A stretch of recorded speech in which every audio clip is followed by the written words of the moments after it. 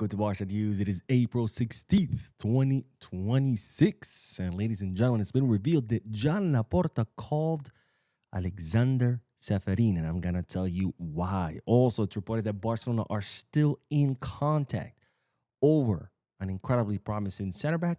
And finally, Barcelona have frozen the signing of Marcus Rashford. We have a lot to discuss, so let's begin.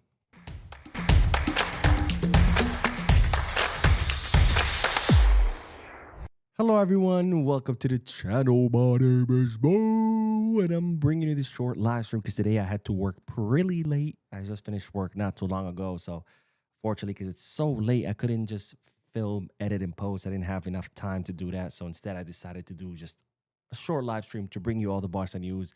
That way, I save time on all that editing, posting, and all that good stuff. So this is not a podcast. I will not be reacting to your comments live, but of course, tomorrow, Friday, is podcast day. So tomorrow, make sure to be there. Anyways, let's begin with the news because, ladies and gentlemen, it's been revealed that Joan Laporta contacted the president of UEFA, Alexander Ceferin, after the Atletico de Madrid match. Now, as you know, Barcelona defeated Atletico Madrid in their stadium, the Metropolitano, but unfortunately it was not enough to move forward to the next round. And as we know, Joan Laporta was incredibly mad at what he saw as far as the referee, not just in the second leg, but also over the first leg. In fact, Barcelona submitted a complaint to UEFA after the first leg robbery. That complaint was ruled inadmissible by UEFA.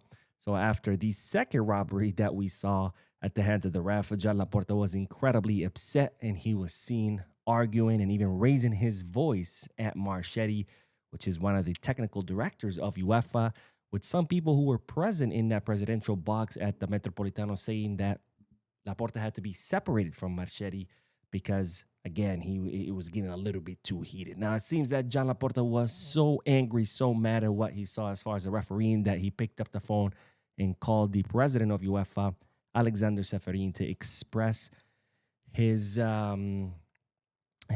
anger at what he had seen, which he considers that were two robberies. And in fact, he also, of course, gave those statements to the press, which I did cover in yesterday's video. So if you want to hear about Joan Laporta's statements, make sure to check out the video from yesterday on the channel. But that's not all. That's not all, ladies and gentlemen, because now Barcelona have submitted a second complaint to UEFA about the refereeing over the two quarterfinal legs. And in fact, Barcelona have released a statement discussing the details of that complaint, stating the following. FC Barcelona has filed a complaint with UEFA regarding the refereeing performance in the UEFA Champions League quarterfinal tie against Atletico Madrid.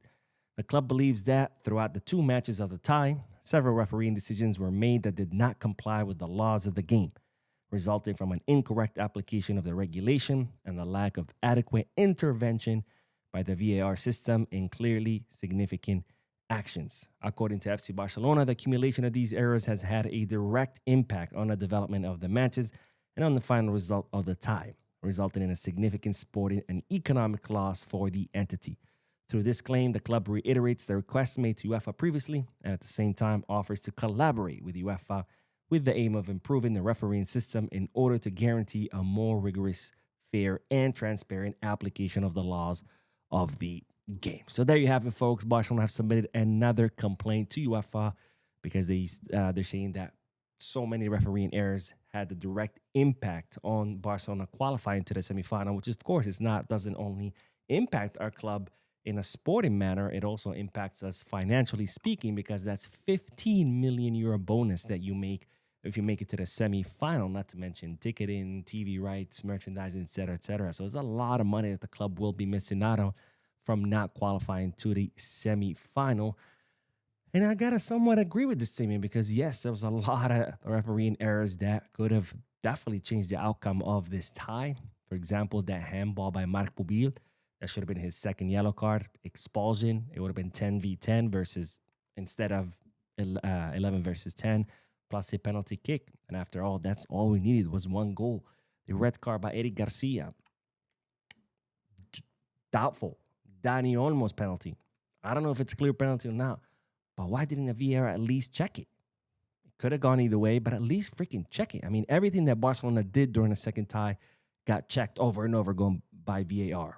But then the Daniel one, VAR nowhere to be found. By the way, it's been revealed that the referees, when the Marc Pubil handball happened in the penalty box and Barcelona players started complaining, they were confused. They were like, why are they complaining? They didn't even notice that Marc Pubil stopped the ball with his hand inside the penalty box. So my God, if the guys at the VAR room with all that equipment that costs millions of euros, TVs, 34 camera or 36 cameras, zoom in, zoom out, they could get all the different angles with all that equipment, you didn't even notice. Why the hell do we even have the VAR? But anyways, I want to hear you guys' thoughts. What do you think about Barcelona submitting a second complaint? Do you agree with it? Do you not? Let me know down below in the comment section. Now, let's move on from this, I guess not bad news, but it's not really news I like to talk about, which is what happened in the Champions League, to good news, because ladies and gentlemen, guess who completed part of the training with the group today? No other than Ibrahim Diarra, the 19-year-old Malayan right winger, one of the most promising players currently in Barcelona's academy, someone at Barcelona saw at 17, were incredibly impressed that they immediately jumped to sign him, reach an agreement with him, signed him as soon as he turned 18 years old. He arrived at the club. He took him some time to adapt, but once he did, he'd had one hell of a season last season, winning, of course, a treble with the Juvenil A, you know, the Youth Champions League, the Youth Copa del Rey, and the league that they play in. But and then, of course, his incredible performance during last season caught the attention of Hansi Flick. Flick called him up to the preseason, but unfortunately, he got injured.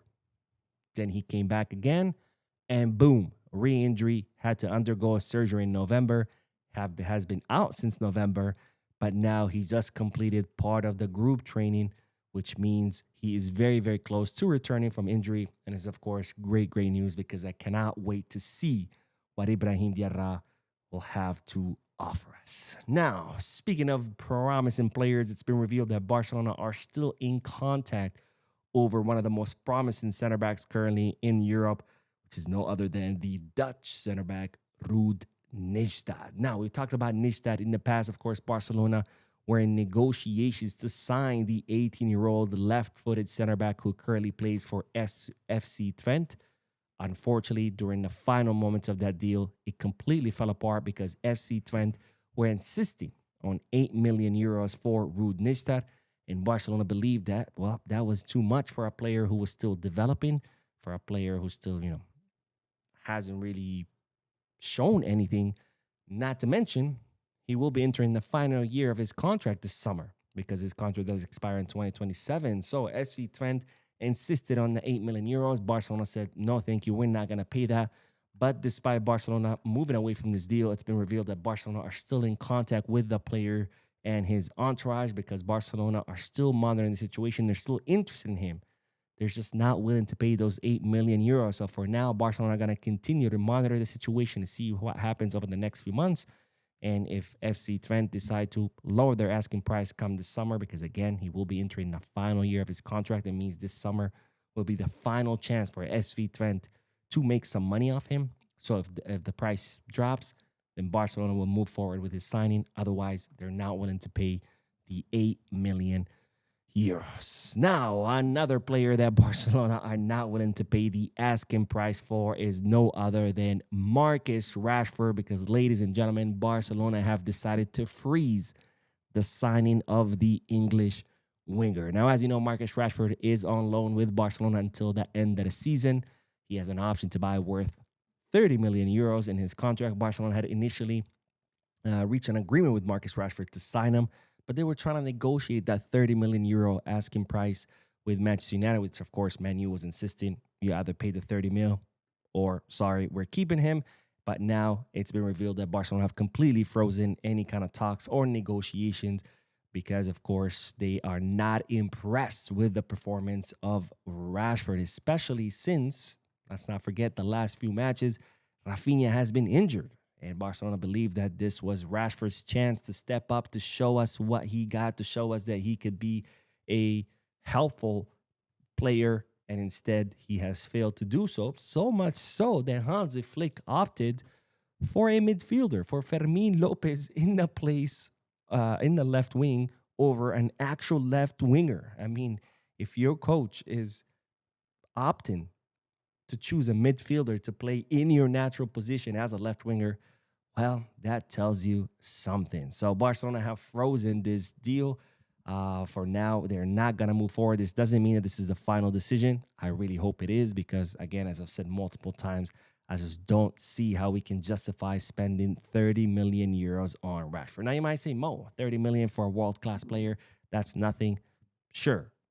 On paper or in a vacuum, sure. But when you actually dig into it and you realize that it's not just the 30 mil, you also have to pay the salary.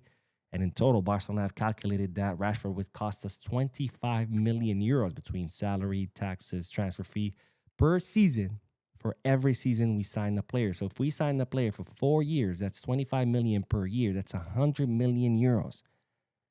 Now, all of a sudden, things change.